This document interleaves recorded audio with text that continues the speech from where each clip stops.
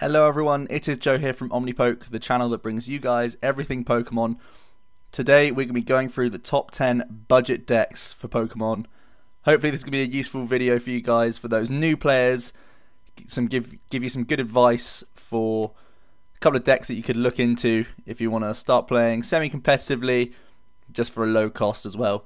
So what we're going to do is we're going to have a top 10 with the deck, a little bit of explanation, a couple of strengths and weaknesses, and a price estimation as well for you all. So let's get into it. First off, I'll just mention that now is actually a really good time to get into the card game if you're considering it. The format's very open right now. There's a lot of options for a different variety of decks to do well. There's a new set coming out as well, Primal Clash, and within that set there's a card called Teammates, a new supporter that allows you to search your deck for any two cards if one of your Pokemon was knocked out during the last turn. And this opens up a lot of doors for a lot of different decks and a lot of non-EX decks, more cheaper variants that could probably do well thanks to this new supporter engine that we can use. Also, if you're a complete beginner, here's a list of a few staple cards that you may want to look into purchasing. Most of these cards you're going to see in multiple decks, a lot of 2 of, 3 of, 4 ofs in a whole variety of decks. Cards like Professor Juniper, N and Skylar, sometimes Shauna as well. We see these in high counts of almost every deck. Ultra Ball's really useful, so is VS Seeker and Lysander. On the right there's some more trainer cards which could be useful. We see stuff like Super Scoop Up, Rare Candy, Switch and Energy Switch. These have been in the format since base set pretty much, so these are all worth picking up. They're all going to be fairly cheap, so don't worry too much about that. Also, there's a card in every deck, a one of, called an Ace Spec card in Pokemon. Computer Search and Dowsing Machine are the two most popular right now. They're also fairly expensive, around $10 to $12 each. If you want a cheaper option, there's Master Ball, Scoop Up Cyclone and Gold Potion. And I'll describe how these can be useful throughout the top 10 as well, if you can't afford the Computer Search or the Dowsing Machine. Onto price estimations. I basically base this off of online retailers. I'm not going to say which one, but basically I use that, and then a little bit of imagination was involved in terms of what trainers and stuff you'd need. If I was to build a deck tomorrow from scratch, what would I need to buy? And basically that's how I've come up with the estimation. I've kept it fairly broad, and I'm trying to be conservative so no one really has a go at me. But hopefully it's going to be useful for you guys. So on to the top 10. At number 10 we have Dimension Valley builds. Dimension Valley is a stadium card that lets psychic types attack for 1 less colourless energy. This opens doors for a lot of different attackers like Drifblim, Sigilyph, Wobuffet, Toxicroak, Mewtwo EX and Espeon. All of these can be bunched into one deck, high lines of some, thin lines of others, whatever you want really. And the aim is to attack for free or for cheap, just 1 or 2 energy drops for good damage. There's good strengths to the deck. You can build it directly according to your budget. So if you want to go low end, you can have a few Sigilyphs, Drifblims and a few Wobuffets. If you want to throw in a couple more Mewtwo to make it maybe a little bit more competitive, you can shell out maybe $10 or $12 for a couple of Mewtwo's as well. So that's always useful. Sigilyph is a really good card. It stops damage from Pokemon EX, and that's always going to be a threat. So if you just purchase a couple of Sigilyphs, you're going to have a fighting chance in most matchups. And another strength is against Special Energy, you're going to have fairly favourable matchups because Drifblim does 50 times the amount of specials in the discard. We can use a trainer like Enhanced Hammer to get rid of Special Energy, and then Drifblim does a lot of damage for 0 energy if you have Dimension Valley in play. So that gives you a very favourable matchup against anything running too many special energies. Stuff like Donphan, they're going to struggle. In terms of weaknesses, the output itself isn't that great. If you're not playing against special energy based decks, we're not going to be hitting too much damage. Sigilyph is probably the main front man. Then we have Wobuffet to come in and clear up with Psychic Assault. Toxicroak can do a revenge for 90, but overall we're not going to be OKOing anything, and it's more looking to two-shot stuff. Also, it can be fairly complicated to play. You need to know what your opponent's playing in some sort of detail so that you know what attackers to bring out and stuff. If you see a Phanpy, you're obviously not going to be using your Sigilyphs. You're going to go for the Drifblim. And if you're playing something like a Mega Manectric EX, you're going to look to discard or get rid of your Drifblims because they're going to be useless in that matchup. because Manectric rarely ever uses special energy. Stuff like that you'll have to learn as you go along, so potentially not the best deck for beginners, but it is still a cheap deck. The estimation around $15 to $40 there. That's including all trainers and stuff like that. So, in at number 9 we have Pyroar. Pyroar has the ability Intimidating Mane. It's like Sigilyphs that we've just seen, but it's even more annoying. Prevent all damage done to this Pokemon by attacks from your opponent's basic Pokemon. So this is all EXs, all basics that aren't EXs as well. So this blocks out a whole huge chunk of the format and sometimes can wipe out entire decks immediately. It has pretty much an auto win to some decks, and it's very easy to play with. The strategy is basically get Pyroar out and hope your opponent can't deal with it. So that's a pretty good thing for beginners as well. It has good typing. Virizion Genesect is a grass type deck that has a lot of play right now, and that's weak to fire, so we're going to be hitting double against them. Also against metal decks, Bronzong variants, those are going to struggle against Pyroar. The weaknesses of Pyroar right now is that there's a lot more Mega EXs and Primal Evolutions coming into the format, and these things can hit Pyroar because it's counted as an evolution. So Pyroar may struggle in the future, so you've got to keep an eye on it. A couple of things we could throw in to sort of stop our opponent pulling off these Mega Evolutions are the Flare tools, such as Jamming Net and Headringer, to stop our opponent getting Spirit Links on the board and force them to waste their turn into a Mega Evolution to give us some fighting chance against those sorts of decks. The estimation, I've gone from $18 to $30. If you want to use Jamming Nets, it's going to be up that higher end, and if you wish to use Headringers, it'll be even higher still. But I think Jamming Net does the job for Pyroar if you're trying to build on a budget. In at number 8 we have Tooldrop. This deck is hard hitting, very fast, and pretty scary as well once it gets going. Basically we use Trubbish as our main attacker. It does 20 times the amount of Pokemon tool cards attached to your Pokemon in play. We pair this with Sigilyph, who can have up to 4 tools attached to him at one time, and Masquerain, who can move all of our tools around the board. And essentially we're trying to hit huge numbers and knock out EXs turn after turn. This is a great thing right now as well because, like I said earlier, Mega EXs are becoming more popular in the format. So they're all going to be using Spirit Links. Unlike in the past where they could hold tools in hand and limit your output, because they need to Mega Evolve, your opponent's going to have to put those Spirit Links on the board, helping your Tooldrop do big damage. Also, we have the Flare tools, such as Jamming Net that I mentioned a second ago, and these can add some disruptive factor to your Trubbish deck, stopping your opponent getting knockouts turn after turn, which is very useful. The weaknesses of this deck, low HP. I think the highest thing is Sigilyph with 90, so it's fairly easy for your opponent to run through stuff if they start get going. Also, it's heavily ability focused, and if your opponent plays Garbodor, our output decreases a whole lot, especially if we've had a lot of tools on Sigilyph. If a Garbodor comes into play, we have to discard until we have only one tool on our Sigilyph. So you have to bear that in mind when you play against Garbodor. Another big no-no is Startling Megaphone. This wipes all of your tools off the field in one turn, and basically means that you're reset at 0 with Tooldrop. You do have Lysander's Trump card to recover these from the discard pile, but we still have to search them all out again, so it can be tricky. At the moment, Megaphone is seen as a 1 of, or sometimes even a 2 of in decks, so it can be an issue for Tooldrop to get over. But the estimation, $15 to $45, depending on the Flare tools. 45 is the big number. That's if you want to have 3 Headringers, I would imagine, to stop your opponent from getting attacks on Trubbish for the first couple of turns. Next up, we have number 7, and that is Gengar EX. He has a second attack, which I've actually covered with Trevenant there. It's Dark Corridor, it does 60, it poisons your opponent, and it switches Gengar to the bench. So essentially what we're doing is keeping Gengar safe on the bench and throwing up one of these other cards. Trevenant is one of them. It stops your opponent using trainer cards. This is very disruptive. Then we have Wobuffet, again, disruption in a different way. We stop our opponent using abilities, and Sigilyph, like we've seen earlier, he has Safeguard, so he can't be hit by EXs. This can stop a lot of decks in its tracks.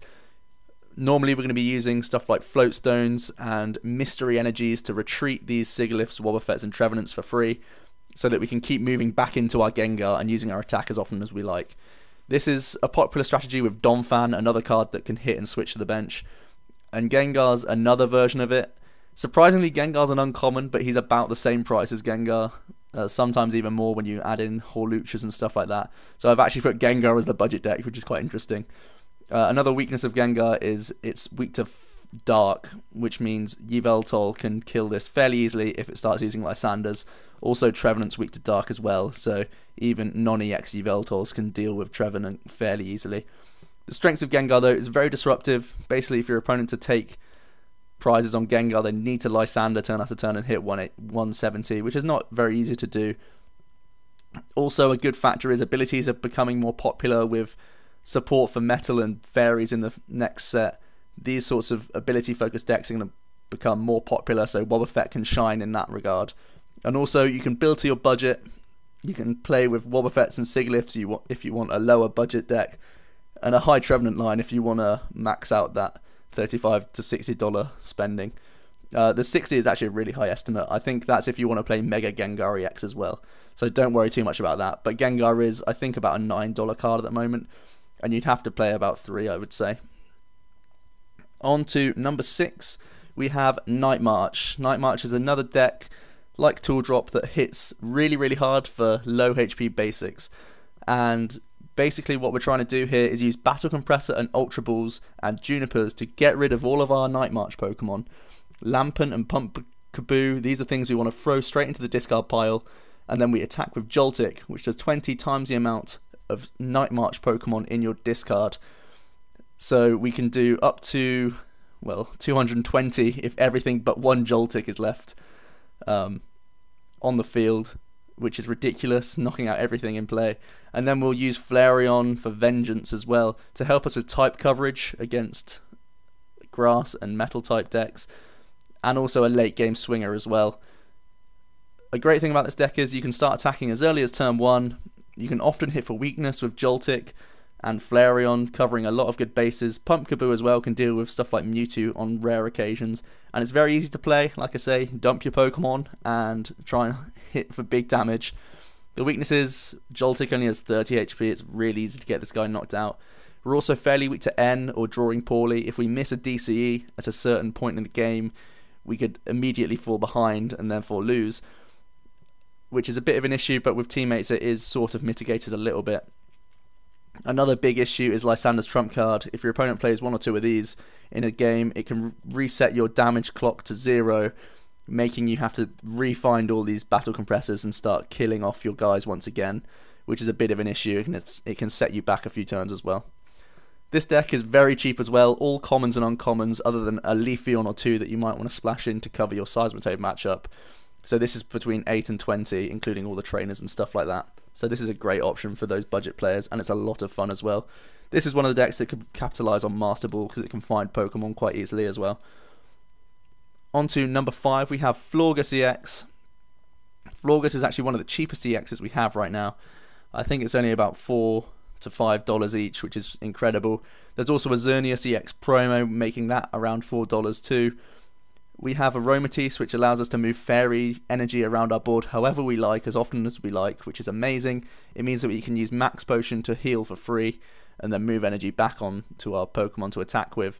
We also have Xerneas. Geomancy gets fairy energies into play quite nicely to help us set up for the entire game. And essentially, Florges does Bright Garden 20 times the amount of fairy and grass Pokemon you have in play. Ideally, you're going to have 6 in play with a full bench, and we're hitting 120 a turn, 140 with a Muscle Band. This is two-shotting EXs and even Mega EXs. And the fact is, we've got 160 HP. It's not many decks that can actually deal with that right now. In Primal Clash, there'll be a few more that actually can get one-hit knockouts. But as it stands right now, Florges has some good survivability, and if we have a high Max Potion count in the deck, it means we can heal often and deny our opponent prizes turn after turn, and eventually win by using Bright Garden consistently over and over. So good things about this deck, it's very consistent. Like I say, we have good starters with Xerneas. Even if we do start with Florges EX, we can use Lead to find ourselves a supporter for next turn. Also, there are splashable attackers because Aromatisse can move around energy and stuff. We can also use Rainbow if we really want to use maybe some Yveltals or Aegislashes to help us with more damage or to tank some more. Like I say, healing is a great trait in a deck, and it makes it very difficult for a few things to deal with. A couple of weaknesses though, if you do get one hit knockout with maybe a G booster or the new Aggron that's coming out, it's going to be difficult for Florges to keep up with those decks. And the estimation on this deck is $25 to $40 depending on the text that you want to use.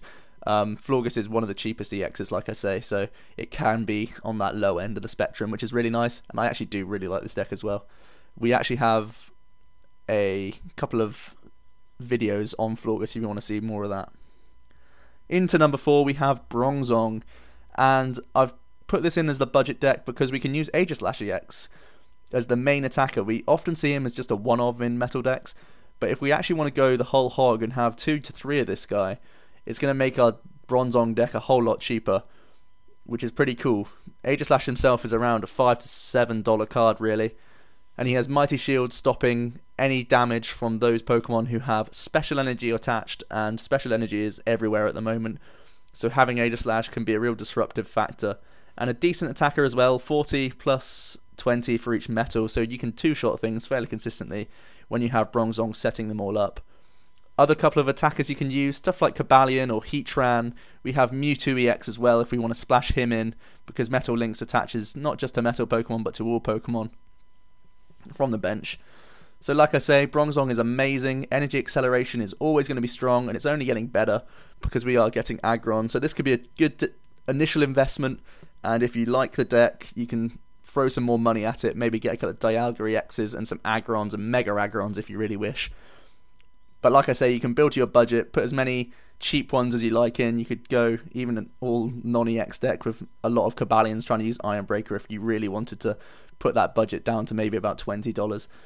The weaknesses is Bronzong's not the fastest deck. It's also very ability focused, especially if we use Aegislash as the main attacker. So Garbodor can have a field day against this. And also, like I say, a full strength build may pull the purse strings a little more tightly than I'm suggesting right now, but 30 to 55 depending on the text. If you want to use Dialgas and eventually get Mega Aggrons, that's going to go up a little bit more. But for now, I like that at number 4. In at number 3, I really love these next three decks, and I've been testing these extensively with teammates, and I really love all of them, so I would really take note of these next 3. First off, we have Crobat and Wobuffet. I actually spelled Wobuffet wrong. I missed out a B. Oh well. And basically this deck is all about using that Dimension Valley again to attack with these cheap Psychic attackers.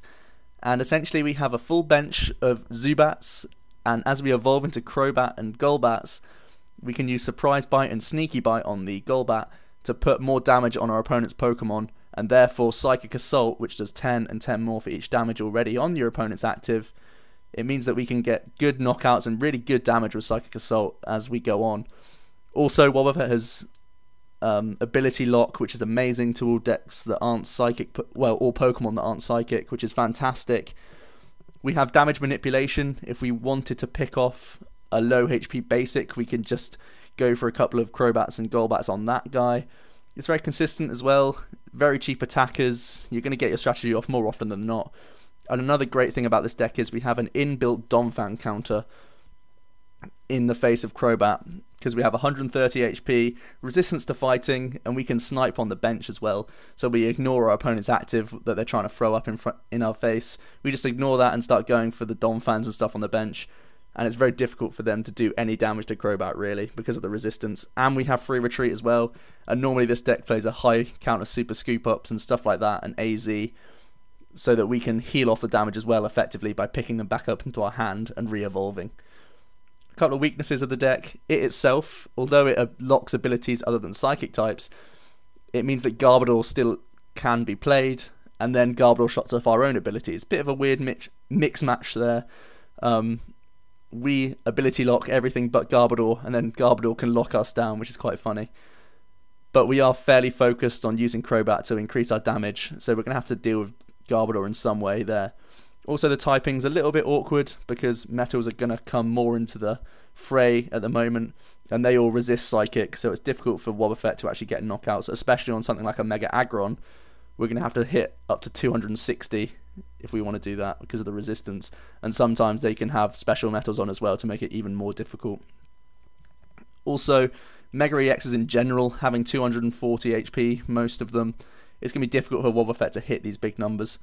And also, Wobuffet does struggle against healing, and if your opponent can keep changing attackers, like an Aromatisse style deck, where they can bring up different attackers turn after turn, even if they're not healing them, it means that we have to Lysander and pick off these cards, and these are just more things that Wobuffet has to deal with and find in their hand and stuff like that. But overall, I do really like Wobuffet Crobat. It can actually get rolling really quickly if your opponent doesn't start dealing with these Wobuffets, and you can build up a lead fairly quickly. So I really like the deck. In at number 2, we have Empoleon. This deck is really strong as well. It has built-in draw power. Energy is really cheap, 1 attachment each turn for your attacks, which is incredible. And we have damage manipulation. Thanks to Dusknoir, we can move damage counters around our opponent's board however we like. This is very good and gives us a good control aspect to the deck.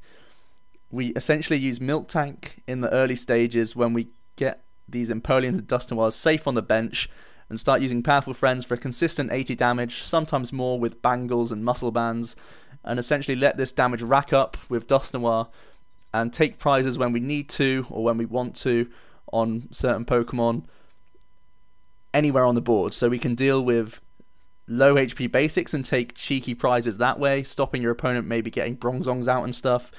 We can deal with something they're trying to build up on the bench with Sinister Hand. We can kill their active if they've invested all their energy that way. It's very good, Dusknoir, and it really gives you a good control aspect and stops your opponent trying to scheme, really, on their board. Weaknesses to this deck, it's very ability focused, and again, Garbodor could shut this down. It stops your diving draw, that's the real issue here. If we can't get these Empoleons getting our draw engine going, we're going to run out of Milk Tanks fairly quickly. Also, the deck is stage 2 based, and Seismitoad using Quaking Punch stops us getting too many Empoleons out, and this is an issue too, because the list I run at the moment only has 1 Prinplup, so I would only be able to get 1 Empoleon out if I played against a Seismitoad player. The output is then ruined because we can only Powerful Friends for 10 for an extra turn because we can't use the rare candy and stuff like that. So Seismitoad is a real issue. Also, the deck doesn't really enjoy healing. Dusknoir, if there is damage on the board, Dusknoir can spread it all out to make it difficult for your opponent to heal. But the turn that you actually do the damage and they can heal on their turn and wipe it all off in 1 turn, it makes it very difficult for us to start getting these knockouts. So that's something to consider as well. And finally, we have our number 1. Oh, sorry, that's $25 to $35. Finally, we have our number 1, and that is Flareon. This deck is incredible, it really is. Basically, we're trying to hit for weakness. Like we've seen with Night March, we're using Flareon to deal with metal and grass decks. Leafeon deals with Seismitoad, which is a really big bonus. Not many decks deal with Seismitoad as easily as Flareon does. Also, Kyogre is going to be a big card in the next format when the new set comes out, and Leafeon can deal with that nicely.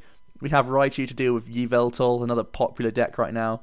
Ordino can help out as well, get us out of poison and stuff like that. I just threw him in there because we don't see too many Ordinos in decks right now, but Flareon likes to use it. Like I say, for the strengths, it's very hard hitting because we're hitting for weakness. Even if we're only doing like 60-70 damage, that gets doubled each time, which is amazing. The idea is to get knockouts on things, and you can build towards your budget. I think the minimum you would need is maybe 2 Leafeon and 3 Flareon, 4 Eevees, maybe a 2-2 line of Raichu, and you can start from there basically. The weaknesses of this deck is you need to know the format really well, and you need to adapt your deck to the format. So it's not like you can just buy the cards for Flareon right now and be good with it for a year. The thing is, you need to buy the cards, and then as new decks come to the forefront, you're going to have to change your deck every now and then. You're going to have to tweak 1 or 2 cards each tournament you go to. So it may mean that you have to keep buying, there'll still only be cheap cards, but you'd have to keep spending and spending on Flareon as the tournaments sort of roll around. Also, if your opponent plays something that you're not really expecting or that you haven't teched for, you can really struggle. Obviously, if we don't run into the water decks or grass and metal or Yveltal variants, these are things at the moment that Flareon likes to cover. If you go up against maybe a Manectric Landorus deck, we're probably going to struggle and we'll likely lose that game because we don't really have much for that sort of deck. So Flareon is risky in that regard. Also, Lysander's trump card, much like Night March, it can really put a check to this deck. If we're trying to swing with Flareon and your opponent uses a Lysander's trump card on us, Vengeance is reset to just 20, and that's really not good enough for an attack. So that is the top 10, guys. I really hope you enjoyed it. And basically, that's what I think for 10 good budget decks. I hope this has sparked some imagination for you guys. You can check out the decks once again, and if you're a beginner as well, put down below if you found it helpful for these staple cards that I put earlier on in the video. So I have been Joe from OmniPoke, guys, and I will see you next time.